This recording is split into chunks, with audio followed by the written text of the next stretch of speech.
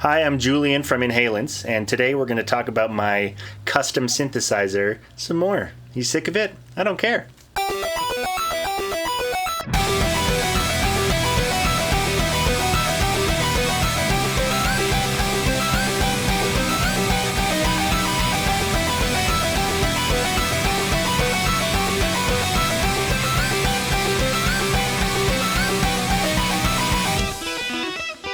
So last episode I went over the general decision-making process for this thing, which is called the LAMEBOY version 2.1. You can watch that here.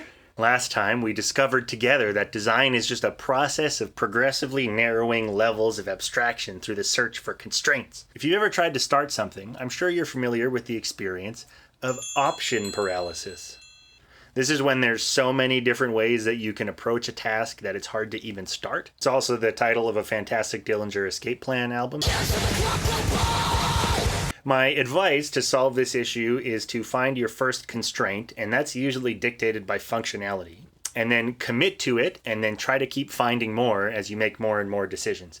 Basically, fuck options. When I need a blender and I go to Walmart, I don't want to have to understand the difference between all 30 blenders in the blender aisle. I want communist rationed blenders, all right? I want it on a box that says blender, white box, black text with a little hammer and sickle. Basically, once you know the limits of your design criteria, you can eliminate the problem that comes from having an infinite number of options. This is how the boundaries of your project become clear. Today we're going to go through my process during the CAD, which stands for Computer Aided Drawing.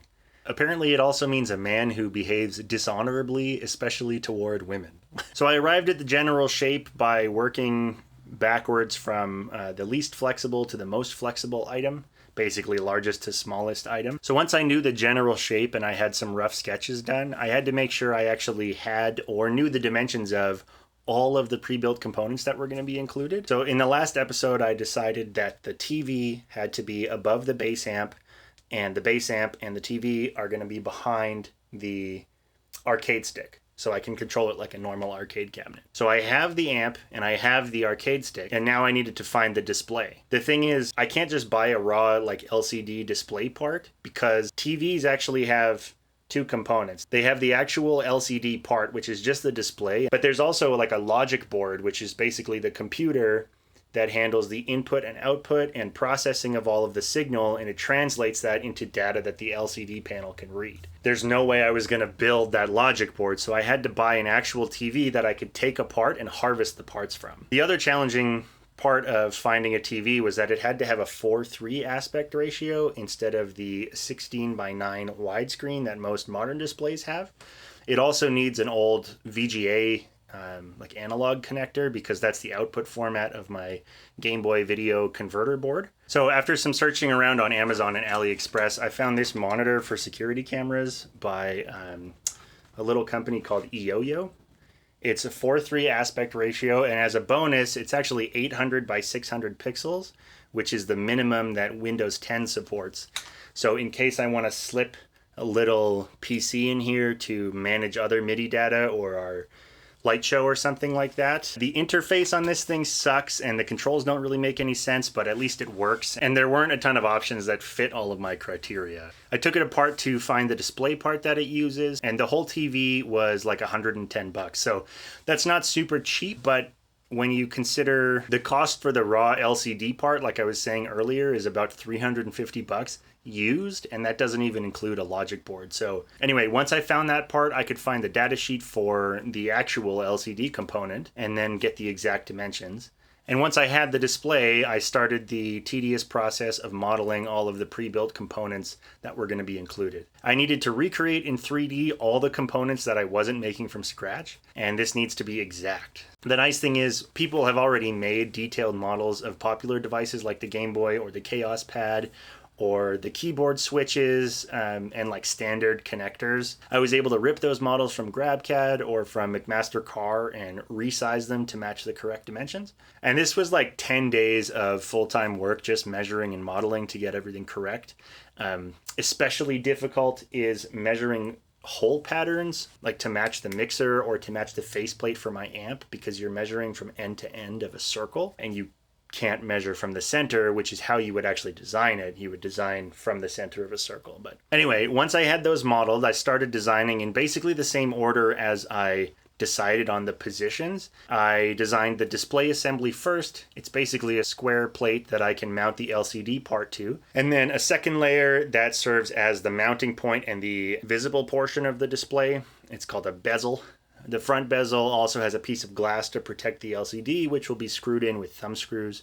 And then once I had the dimensions of that decided, I came up with this central support structure. So the side walls of the TV portion of this are the place where almost everything is attached to, and it does the alignment for pretty much all the pieces that I designed. One thing I learned from the LAMEBOY 2.0 prototype was that it's really difficult to accurately drill into the center of the side of a piece of plywood, especially because I can't do it on the CNC, because the CNC only cuts up and down and it can't go in from the side. So I decided to add this tab system to all the panels, which allows me to precisely line up the pieces so that I can drill into the holes perfectly. I'm basically building a drill jig into the actual product, and then I can put the screws through those pre-drilled holes. And then these tabs will also add some rigidity to the joints. To determine the size and angle of these control surfaces on the side, they needed to be set up so that I could use the Chaos Pad comfortably. So I just set it up on books on my desk and tested that. And then I designed the faceplate that it's going to attach to. And from there, I knew the minimum dimension of the width and height of these side plates, which meant I could also start designing the patch bay because I can just arrange those holes however they fit. The one thing with the patch bay was I needed to understand the internal routing before I could decide on the number of connectors that needed to go there. And I won't go into all of my decision making for every little measurement. That's going to take too long, but that's how I came up with the exact positioning of all of the important components. And hopefully that's a little bit useful watching my design process there. This whole CAD process took almost a month of full-time work, which seems like a lot, but I'm not really very good at using Fusion, and I've never really designed something like this where I have to incorporate so many things that already have defined dimensions. A lot of choices were interdependent upon each other, so I had to kind of like do several things at once as I was going through the process. Especially once I got the general layout understood, I had to spend about 10 days doing the straight signal planning. I'll go over that in the next episode, but it's really complicated. Partway through the whole CAD, I had to do that, and it interrupted a lot of it, but I needed to do that to make sure that everything would work and I would have enough space for all the components I needed. Anyway, that's probably all you guys need to hear about all that stuff. I just condensed months of my brain activity and labor into a few minutes, which is always a big bummer, but I don't think I can make the design process much more visually interesting. But what do you guys think about the way I solve these challenges? Anyway, I wish you good luck in anything you guys are working on this week. Get fucked, listen to Inhalants, come to Skatopia on June 24th and 25th. I'm doing, I'm just helping run their Bull Bash Festival. We have Pears headlining, legendary Fat Records band, and admission's $35 for a 2-day weekend of insane chaos. So I'll see you guys there, hopefully. Otherwise, I'll see you in the next episode. Bye.